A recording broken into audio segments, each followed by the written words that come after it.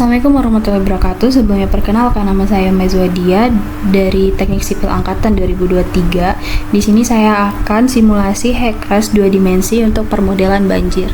Jadi pada simulasi ini kita menggunakan data dari Demnas.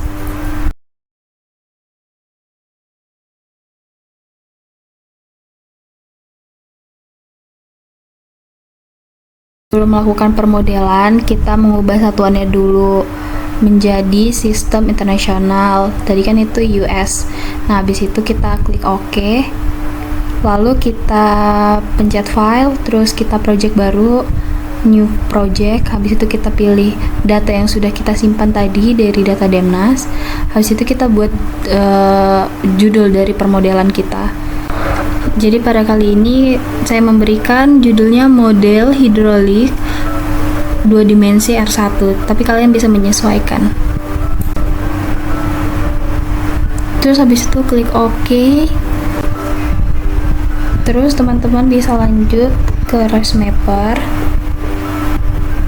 Jadi ResMapper ini untuk mapper data geometri dan topografi. Nah, langkah pertama di ResMapper ini kita tuh memilih project projection yang sesuai, yaitu file dengan ekstensi PRJ yang berisi informasi koordinat reference sistem lokasi studi. Terus pencet OK. Habis itu kita lanjut ke setting selanjutnya, itu data terrain kita masukkan atau topografi itu biasanya berupa file TIF yang berisi data elevasi. Data ini biasanya berasal dari berbagai sumber seperti data primer pengukur lapangan, terus atau data Demnas yang sedang kita simulasikan. Setelah data topografi di input, terus kita membuat geometrinya, dilakukan dengan flow area yang akan dianalisis. Sebelumnya kita mengubah namanya dulu menjadi model hidrologi 2 dimensi R1 kayak sebelumnya tadi.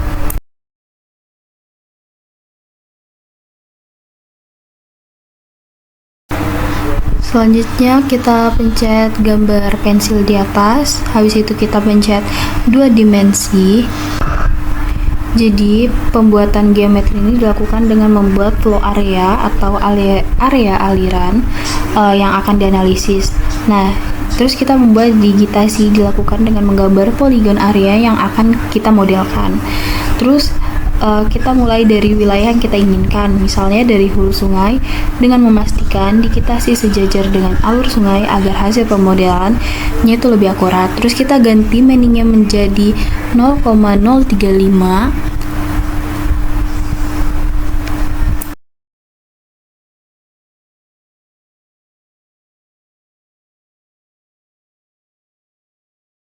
Setelah itu kita melakukan pengecekan apakah meaningnya udah terubah apa belum. Selanjutnya kita mengatur refinement untuk meningkatkan akurasi di sekitar sungai. Jadi dilakukan refinement itu untuk memperhalus grid khususnya di sekitar alur sungai dengan ukuran grid lebih kecil seperti 20 x 20 meter dibandingkan yang sebelumnya dengan grid utamanya itu 100 x 100 meter. Jadi tujuannya itu untuk mengurangi efek grid yang dapat menyebabkan overestimation atau underestimation pada hasil simulasi. Terus juga membantu meningkatkan akurasi permodelan aliran, terutama pada bagian yang alirannya kompleks.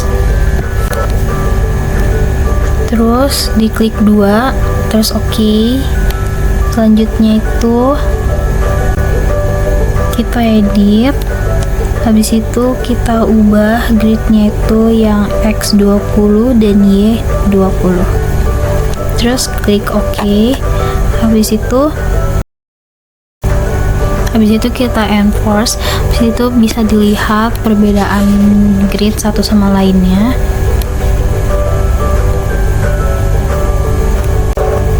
Selanjutnya kita atur break line-nya selaras dengan alur sungai.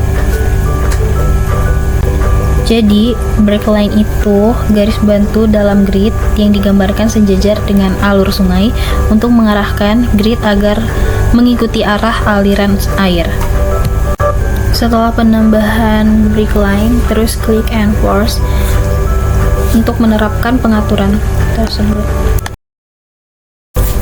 Selanjutnya kita stop dan kita save data geometri yang sudah kita atur.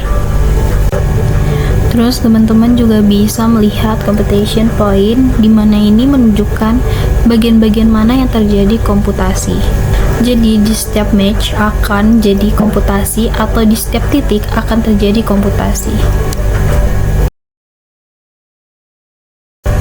Terus ada penambahan boundary. Nah, boundary itu penting untuk menandai titik masuk dan keluar aliran dalam domain permodelan. Terus boundary ini disesuaikan agar tidak terlalu jauh dari grid pemodelan, agar simulasinya itu berjalan dengan baik. Penambahan boundary juga itu dilakukan di bagian hulu dan hilir alur sungai dengan memasukkan kondisi aliran masuk dan keluar.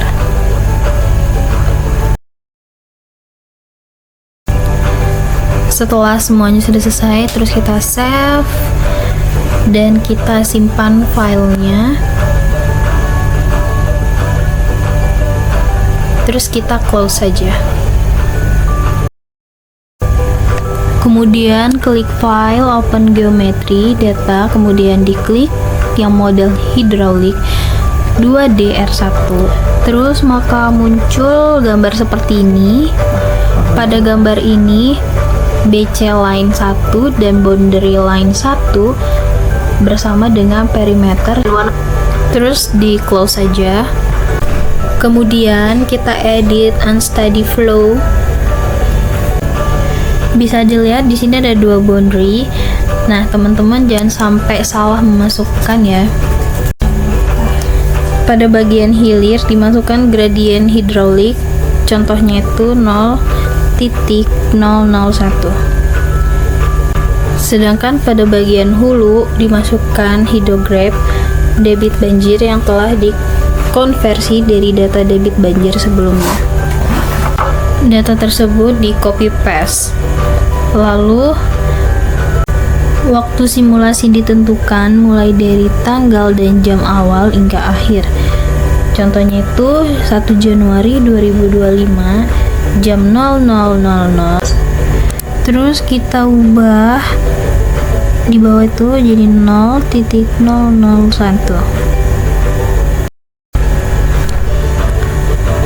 Terus di sini kita cek datanya sampai tanggal 2 Januari.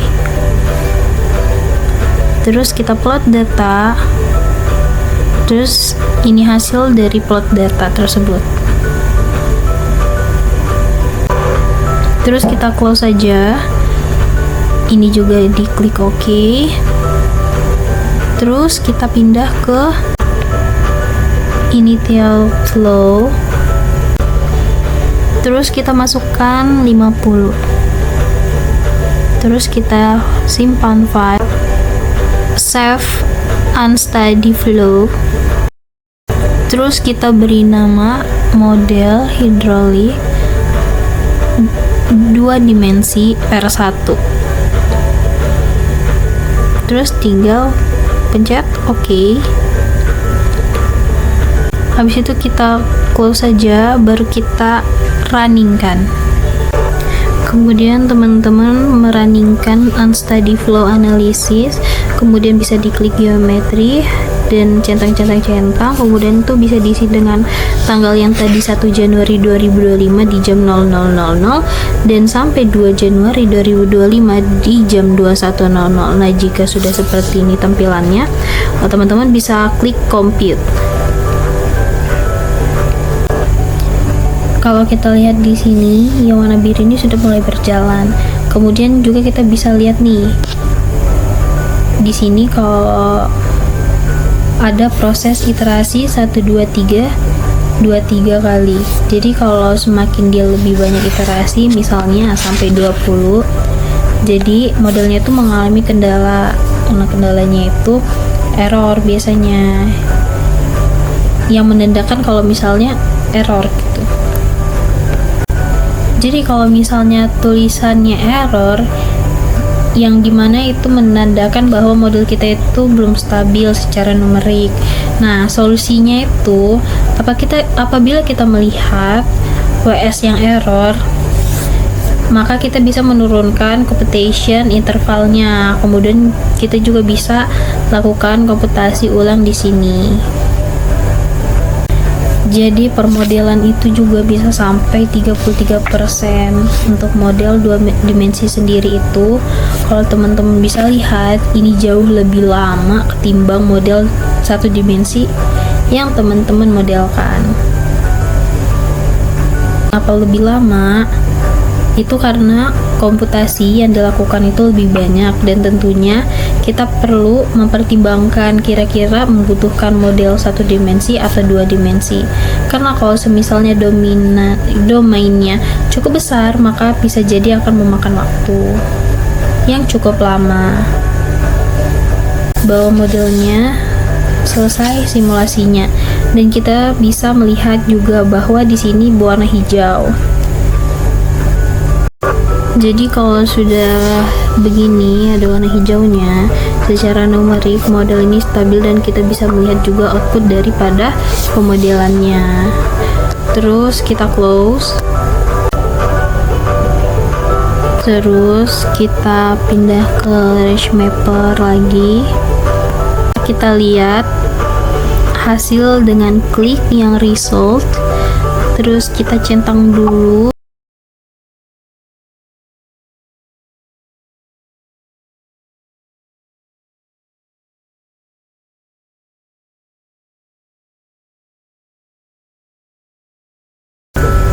Kita centang plan 1, terus kita tambah deep.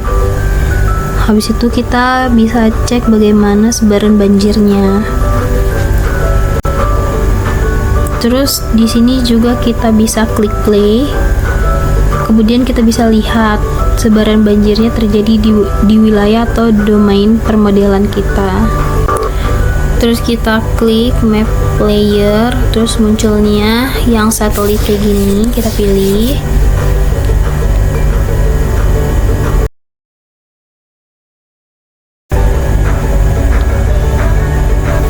Nah, di sini kita bisa melihat seberapa dalam genangannya. Nah, kemudian teman-teman juga bisa melakukan atau melihat bagaimana hidrograf banjir. Nah, jadi di sini kita klik profile lines,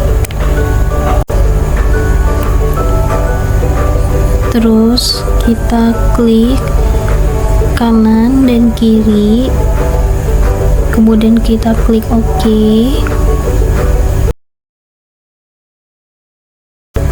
Habis itu kita klik 2 kali tadi, kemudian kita plot.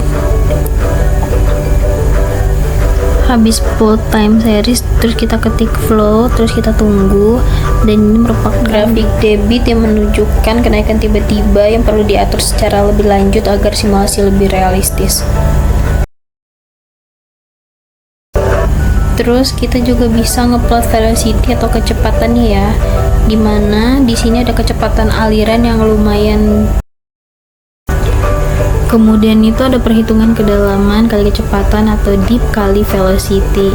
Nah, jadi dalam ResMapper ini dapat dibuat layer baru dengan memilih opsi deep times velocity dan kemudian memilih nilai maksimum untuk divisualisasikan. Terus nilai ini juga dapat diatur sesuai dengan standar tertentu, misalnya standar dari Australia, dengan mengedit legend dan visualisasi. Terus kita pencet deep velocity, terus kita tunggu.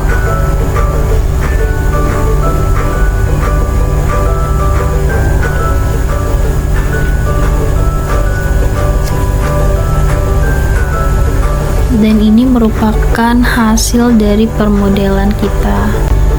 Jadi, kedalaman kali kecepatan itu merupakan parameter penting dalam analisis banjir karena mengidentifikasikan potensi risiko. Terus, hasil ini membantu dalam evaluasi risiko banjir dan perencanaan mitigasi. Jadi di sini juga kita bisa mengatur nilai-nilai sehingga dia tuh menyesuaikan dengan ketentuan tertentu yang kita inginkan.